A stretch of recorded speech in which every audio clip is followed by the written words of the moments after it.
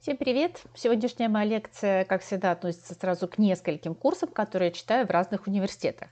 Это и организационно-экономическое проектирование инновационных процессов, и управление инновационными проектами, и некоторые другие курсы, в которых так или иначе затрагиваются вопросы инновационного развития. Вообще говоря о проблемах инновационного развития, было бы очень легкомысленно оставить в стороне важный вопрос, а есть ли какие-то закономерности, опираясь на которые мы можем не просто ситуативно реагировать на какие-то вызовы, а планомерно идти к технологическому прорыву. Вот сегодня мы как раз такие закономерности и рассмотрим. И начнем мы с главного, а именно с теории технологических укладов.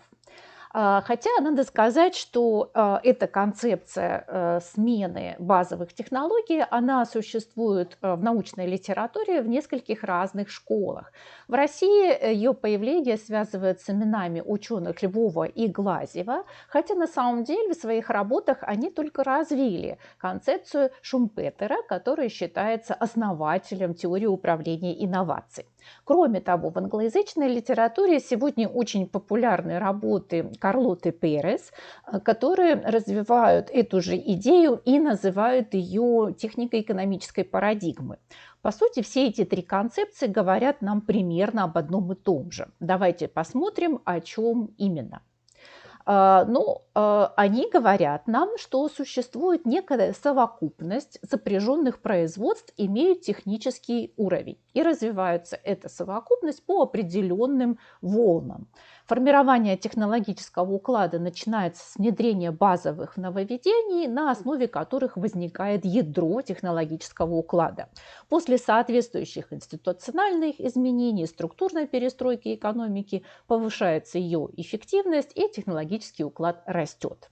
Первый технологический уклад связывает, в принципе, с появлением промышленности. Это 1770-е, 80-е, 90-е годы. И основан он на новых технологиях текстильной промышленности и использовании энергии воды. Второй технологический уклад, примерно 1830-1880 год, это ускоренное развитие транспорта, строительство железных дорог, паровое судоходство, появление механического производства во всех отраслях промышленности на основе паровой машины. Третий технологический уклад, примерно 80-е годы и до 1930 года, он базируется на использовании электрической энергии, развитии тяжелого машиностроения, электротехнической промышленности, применении стального проката, новых химических материалов. Внедряется радиосвязь, телеграф, появляются автомобили, появляются крупные фирмы, картели, синдикаты, тресты. Начинается накопление банковского и финансового капитала. Четвертый технологический уклад – это уже начало 20 века, то есть примерно 30-е годы и до примерно 80-х годов 20 века.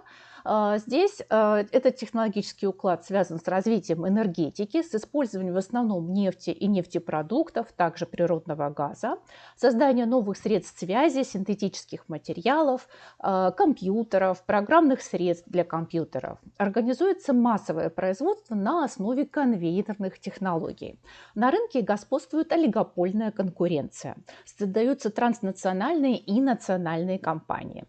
Пятый технологический уклад зарождается примерно в 80-х-90-х годах, длится примерно до 10-х годах уже 21 века и опирается на достижения в области микроэлектроники, информатики, биотехнологии, генной инженерии, новых видов энергии, материалов, активного освоения космического пространства, спутниковой связи и так далее. Происходит переход от разрозненных фирм к сетевым объединениям, которые связаны между собой, в том числе на основе интернета. Они взаимодействуют и в области инновационного развития между собой, и в области управления качеством продукции и так далее. Основные преимущества пятого технологического уклада по сравнению с предыдущими – это индивидуализация производства и потребления, более высокое внимание к экологическим вопросам, то есть концентрация на вопросах энергосбережения, ресурсосбережения, размещение производства и населения в малых городах, новые транспортные технологии, технологии связи и так далее. И уже в недрах пятого технологического уклада сейчас формируются элементы шестого технологического уклада. Какой он будет, мы еще до конца не знаем, но ученые предполагают, что он будет основываться на использовании нано- и биотехнологий, новых технологий природопользования, медицине, робототехнике и высоких гуманитарных технологиях. Важно подчеркнуть, что технологический уклад – это не только комплекс взаимосвязанных технологических решений, но и определенные социальные отношения, система института. Для каждого уклада мы можем выделить те достижения, которые он приносит в общество, и это общество изменяет. Кстати, на данном слайде очень полезный график. Это практически инфографика, на ней много полезной информации. Я рекомендую рассмотреть его более подробно. Итак, первый технологический уклад приходит к механизации фабричного производства. Это делает производство товаров проще и быстрее, соответственно, их появляется больше. Второй технологический уклад избавляет работников от тяжелого ручного труда. Третий технологический уклад с его развитием в области транспорта, он существенно повышает качество жизни человека, повышает его мобильность. Четвертый технологический уклад приводит к созданию массового производства, то есть всякий спрос может быть удовлетворен, и мы как раз приходим вот к этому понятию экономики изобилия. Пятый технологический уклад изменяет скорость жизни людей, приводит к индивидуализации производства и потребления, а шестой развивается, как я уже сказала, на наших глазах. Его ожидаемыми достижениями должны стать увеличение продолжительности жизни человека и существенное повышение ее качества, в первую очередь за счет развития медицинских технологий. Но надо сказать, что, конечно же, процесс смены технологического уклада не является линейным. То есть в реальной экономической системе могут существовать производства, относящиеся сразу к нескольким технологическим укладам. Очень часто это бывает, что мы видим производство и третьего, и четвертого, и пятого технологических укладов в одной и той же экономике. Более того, в любой экономике часто возникает вопрос. Есть, условно говоря, старая технология, которая относится явно к предыдущему технологическому укладу, но пока что хорошо работает и приносит какой-то доход.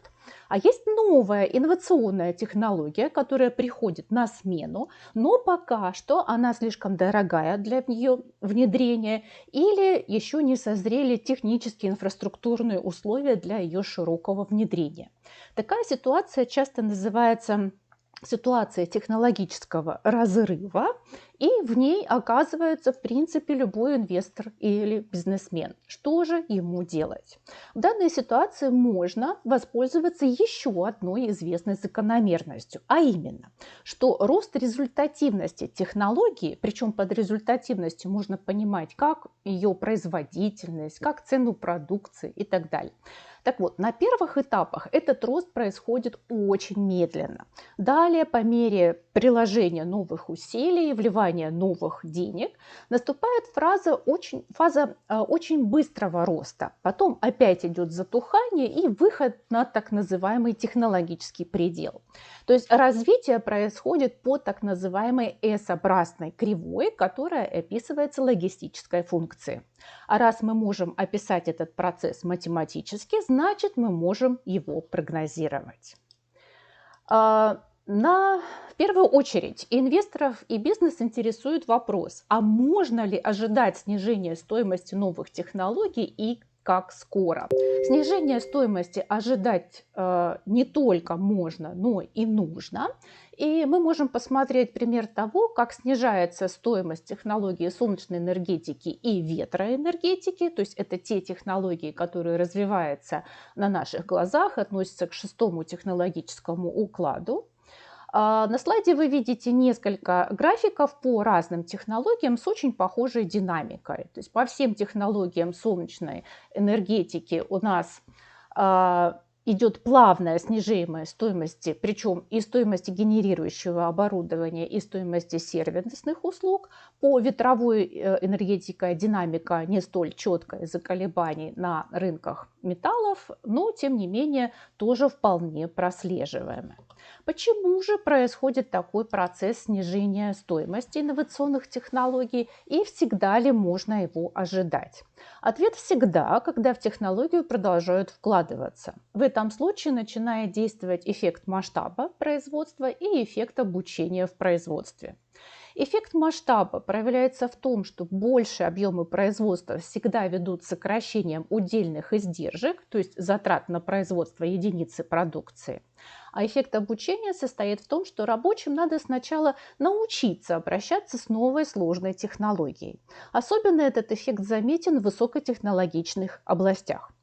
Некоторые ученые выделяют еще и эффект обучения в исследованиях, который тоже связан с тем, что для того, чтобы проводить исследования, проводить опыты, эксперименты, тоже нужно сначала научиться, и это также требует времени. Самый замечательный для практиков факт состоит в том, что все эти эффекты можно описать математической формулой, а следовательно рассчитать. Простейшая формула говорит нам о том, что конечная стоимость продукции C от Q, то есть после того, как уже выпущен некоторый объем Q, рассчитывается следующим образом. Это начальная стоимость, то есть стоимость первой единицы продукции, умноженная на скобку единица минус лямбда в степени логарифм по основанию 2 от Q. Q здесь накопленный объем производства, то есть все, что было произведено к настоящему моменту, мы складываем и берем за Q, а лямбда – так называемый темп обучения. Как правило, он определяется по разным отраслям отдельно на основе эмпирических данных. Формулу можно прочитать еще следующим образом. При каждом удвоении объемов производства стоимость единицы продукции снижается на лямбда процентов. Это очень полезное знание, которым можно пользоваться на практике для того, чтобы прогнозировать развитие технологий и выбирать оптимальное время перехода на них. Но надо отметить, что она работает только в том случае, если технология уже внедряется в промышленности. Что же делать, если интересующая нас технология пока что не вышла за стены лаборатории? Сделать можно вот что. Можно обратиться к такому увлекательному занятию, как отслеживание технологических трендов по патентам. Вы можете воспользоваться несколькими источниками патентных данных, которые сейчас представлены на слайде. Подробно о каждой из патентных баз вы можете прочитать в источниках, которые я приведу в конце презентации, в источниках литературы. Я лишь хочу сфокусироваться на основной цели данной работы, особенно в том случае, если вы не профессионал в области патентного поиска. А именно, цель состоит в том, чтобы отслеживать, как изменяется по годам количество патентов в той или иной интересующей вас области. Растет оно. Если растет, то как? Или, допустим, остается одним и тем же. Или, может быть, даже снижается. А также кому принадлежат, то есть эти патенты, то есть кто патентообладатель. Это главные вопросы, которые стоит задать себе, если вы пытаетесь отследить инновационные тренды. И для этого даже нет необходимости разбираться в самой технологии.